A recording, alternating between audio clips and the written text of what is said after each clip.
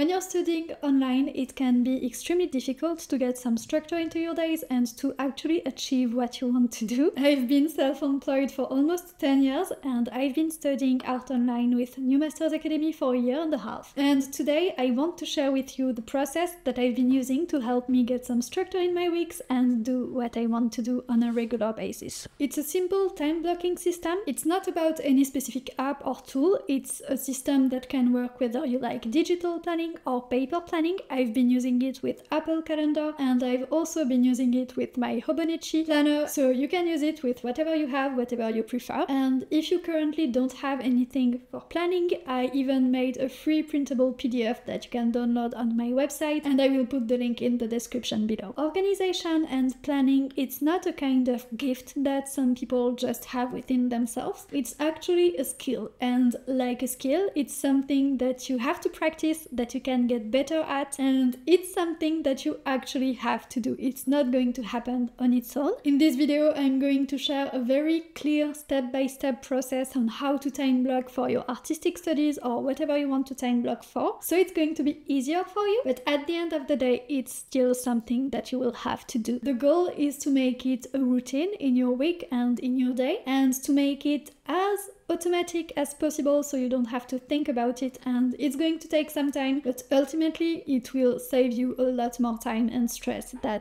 what it's going to cost you. So I'm going to share with you a weekly planning routine, a daily planning routine, and some tips to make it work for you and make it as sustainable as possible. As I said, it can work just as well with a paper planner and with a digital planning system.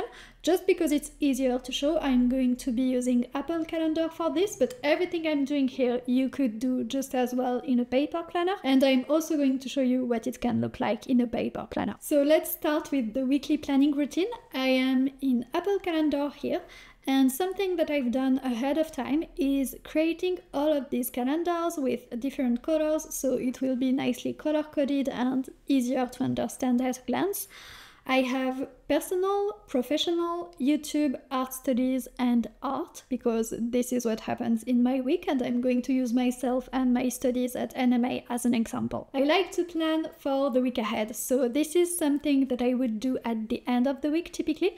And the first step is to open my calendar. It's Wednesday 11th, and go to the next week. Step 2 is to block time for everything that I know is going to happen at a specific time. So this could be your day job, this could be your recurrent appointments if you have any, or really anything that you have that you know is going to happen at a specific time. It's a hard commitment, let's say. So I'm going to add my professional commitments here. One thing that happens always at the same time for me is that I have some business stuff to deal with on Monday mornings. So I'm just going to say work here, and instead of making lots of tiny events like this, I prefer to group things together and to have a big chunk that is dedicated to one theme, let's say. I want it to be specific in general, but for this I prefer to group small tasks together.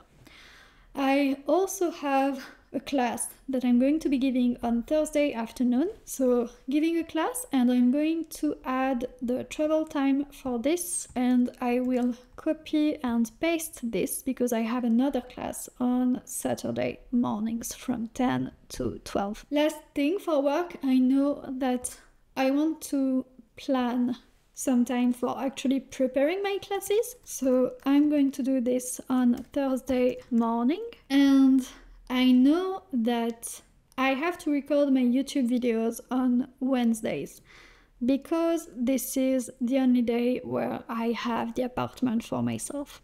So I'm going to prepare and record YouTube video, and I'm going to copy and paste this, and in the afternoon I'm going to edit and schedule my YouTube videos.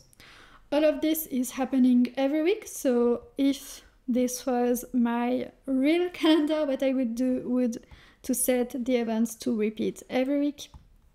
And so that way, when I would open my calendar next week, this step would already have been done. And lastly, I want to dedicate a time slot to my weekly planning. Let's say I do this on Saturday afternoons, and it's something that I recommend that you add to your calendar as well. So once you have all of your hard commitments in there, the next step is to add all of your appointments for the week to your calendar. I don't have any, but let's say that I submitted a piece of work for critique at New Masters Academy and I just got my email with the date and time of my scheduled session and I want to attend it. Let's say it's on Tuesday afternoon and I'm going to go to my art studies calendar for this and I would add NMA critique session. Step 4 is to add your personal routines if you have any. This is more for self-care, for taking care of your mental health or anything. This is also to make sure that you don't overplan your day with only work-related things. So you could say that you take a lunch break every day. So I would repeat this every day. And you have a nice, comfortable, long morning routine in the mornings. Again, I'm going to repeat this every day.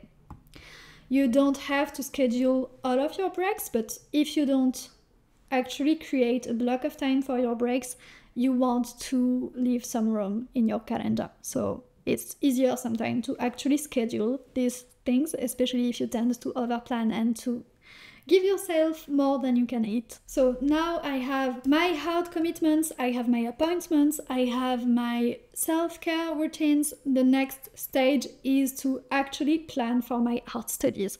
I know that whatever isn't taken at this point is actually my free time and I can plan for my studies. I also have another calendar here that just says art. This is for my personal practice because I don't want to just plan for my studies. I also want to schedule some time to work on my own art. So what you can do with New Masters Academy is that when you're taking a class, for example, Introduction to Inking, and you go to Course Overview here you have the description of every lesson and you can actually see how long every lesson is going to take. So week 6, for example, is 2 hours and 9 minutes. This is the time of the video lesson. And it's miles-ish. Sorry. So that's how long the videos are going to take. And personally, I like to plan for watching the videos and doing the assignments separately. The reason for this is that watching a video and doing an assignment don't require the same kind of energy, and I know that I am more productive, more efficient in the morning, and I tend to be a bit more passive and tired in the afternoon or evening. So what I could do, for example, is plan on watching my video lessons in the evening, so that way on the next morning here I would be ready to do my assignments. So let's plan for week 6. We said that it's 2 hours and 9 minutes. I actually advise that you plan for more than this. So I would actually plan for 2 hours and a half at least, even maybe 3 hours to be comfortable. That way, if you have to pause, to take a break, to come back, to take some notes, you won't be so stressed out about finishing within the time frame that you scheduled. So watch Inking week 6. You want each time block to be as specific as possible, and you want them to be an achievable task and an easily measurable task. So you won't schedule time to just work on your artistic studies or watch some videos. It has to be something as specific as possible, so you don't ask yourself any questions and you don't leave yourself any space to wander. So watch Inking week 6, that's very specific. And then you can't easily estimate the time that an assignment is going to take, but what you can do for a start is to at least double your watch time. So here I have 3 hours of watch time, so I'm going to plan for 6 hours to work on my assignment. So I'm going to say assignment Inking week 6,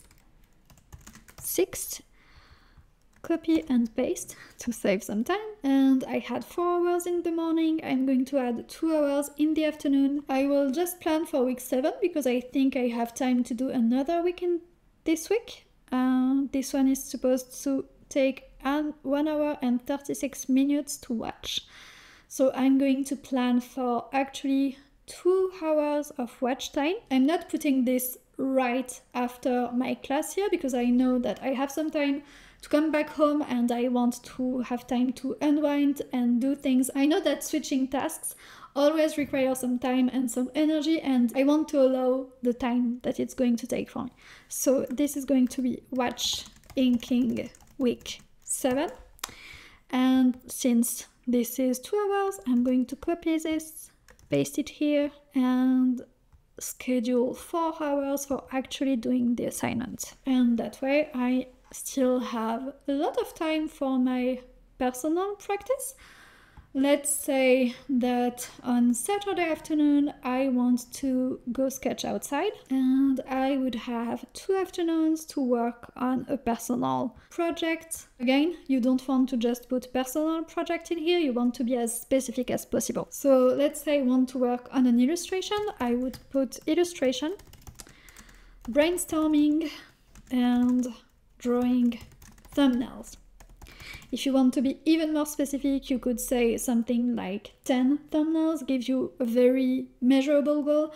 I don't like to be, I don't like to be as specific as this. And then I'm going to work on this illustration again here, and this time it's going to be finding references and sketching. And this is how you plan for your art studies on a calendar. This way, next week I have some recurring events that will already be here, and it actually takes a lot less time with practice. When you have your time blocked this way, you know exactly when you're going to work and what you want to focus on. You've made sure that you dedicated big blocks of time to specific tasks to avoid switching tasks too much, and so you want to give yourself time to really go into deep focus and work intensely. And so my step 6 is to reduce distractions. Here you would go in your devices, your laptop, your smartphone, your tablet, whatever you use, and make sure that whenever you are working, and all of this is work, you have your notifications off and you are not going to be disturbed. So just to review the routine, step 1, you open your calendar. Step 2, you add your hard commitments. Step 3, you add your appointments. Step 4, your personal routines and some self-care, taking breaks if you need to schedule them. This is when you schedule them. Finally, step 5 is when you actually plan for your study time and your personal practice. And step 6 is to reduce your distractions. Some important things to keep in mind is that you don't want to be making, as I said, a ton of tiny little tasks and be switching tasks and theme all the time. For example, I don't want to be working on Tuesday on my art studies and on my YouTube and on my personal project. I try to group things together as much as possible. Here you can see that I have some free time here as well. You want to leave yourself some wiggle room and you want to plan for the unexpected, basically. Some people like to really schedule to the minute. It can work for some people, but especially if you're just starting out, I would advise for something a little bit simpler and to have some free space and think about how much time it's going to take for you to go from one task to the other. Now, here's what it can look like in a paper planner. This is a real week that I did. I tend to be a little bit more selective in a paper planner, so I wouldn't put all of my routines. I like to keep things a little bit simpler. I have some color coding in there, so everything in brown is related to New Masters Academy. Everything in green is my personal art practice. This yellow here is my job. And so here I drew a line from the time start to the time end of the block, and I just wrote what I would be doing. And I also liked to keep note of the lessons that I completed within a week. So here I completed art history week 3. And I also liked to keep track of everything that I submitted for critique at New Masters Academy. So that's another page. It looks pretty empty, But that's because I wrote what I wanted to do in pencil rather than ink, because I tend to change things a lot during the week. So in my digital calendar, I would just move things around and adjust. Here, if I'm not sure, I prefer to use pencil, and then I can erase and modify things. Next, you have your daily planning routine, and this is something that you can do on the evening for the day ahead or in the morning. So what you want to do is to open your calendar on the day that you're planning for and open a to-do list. Here I'm using Apple Reminders, but you could use a sticky note, you could use any app you want, or just a piece of paper, or really whatever. Just the simplest thing for you. And you can create a to-do list based on what you have here. So let's say for works, I want to reply to emails. For illustration, I want to brainstorm ideas for illustration and watch Ink Week 6. So you would just add all of your tasks here. This is optional. You don't really have to do this. Some people really don't like a to-do list. Some people love it. If you're the kind of people who loves it, here's what you would do. And if you really don't like it, if it stresses you out, you can just skip this. But one important thing this time that you would do at the end of your day for the day that just finished is adjusting the events for what actually happened. The goal with this is to actually improve your planning skills and to learn to plan better next week. So let's say, for example, that I scheduled 4 hours for work, but it only took 3. Or maybe it's the opposite, it actually took more, and so this is what actually happened. It's important to adjust. You don't have to be exact about it, but that way, when you refer back to this week, you will be able to see how your time actually was used. Maybe I stopped this at 4 p.m. and then I've been stuck on YouTube or whatever. Planning is a skill, and it's something that you get better at as you do it. But one thing you can do to improve faster and to make it easier for yourself is to actually take time to reflect on a week-to-week basis on how you've been planning, what worked and what didn't.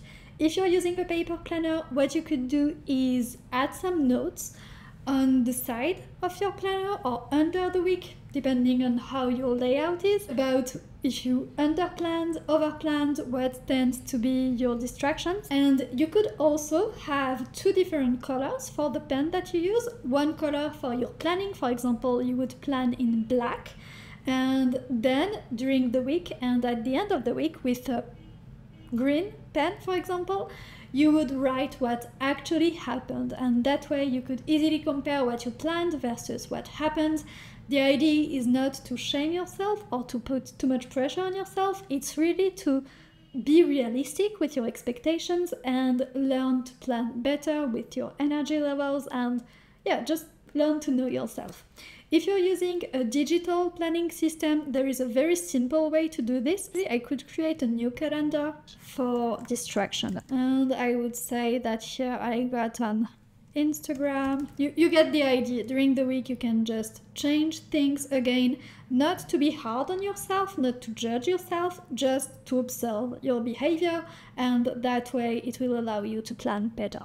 So yeah, things happened differently than you planned. Maybe you woke up a lot later than you wanted, and so you didn't do your morning routine, whatever. And what you would do is that you would take a screenshot of your week at the beginning of the week and a screenshot of your week at the end of your week. I forgot to take the first one, but what you can do is have a note somewhere where you would keep both of your screenshots. So you would keep both in here, and that way you could take some notes.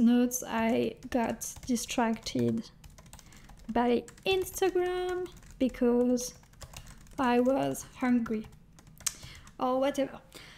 It's very easy with this to fall into the trap of, again, how to say that, being uselessly hard on yourself. Like, don't say I am lazy, I am undisciplined, I am whatever. You want to observe and try to understand what causes your distractions, what causes your laziness, or if you tend to sleep too much, maybe you're sleep deprived. And that way, instead of just being like hitting yourself and shaming yourself, you can actually act on what is preventing you from doing your schedule the way you planned it. This is going to require some maintenance. It's not something that I would recommend for the long term, but as you start planning and as you get more familiar with the method, I think at least for 3 weeks, and if you can do it for longer, like a couple months or even 3 months, it's even better.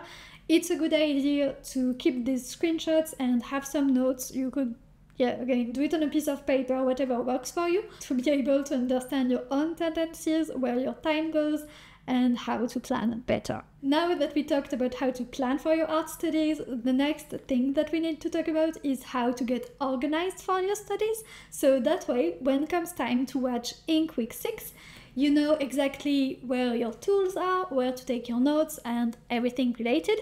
This is actually going to be for an upcoming video. This is the next video that I'm going to record. So I will leave a link to the video right now, and until it's live, YouTube will select a video for you to watch. Thank you again, and I will see you in the next one. Bye!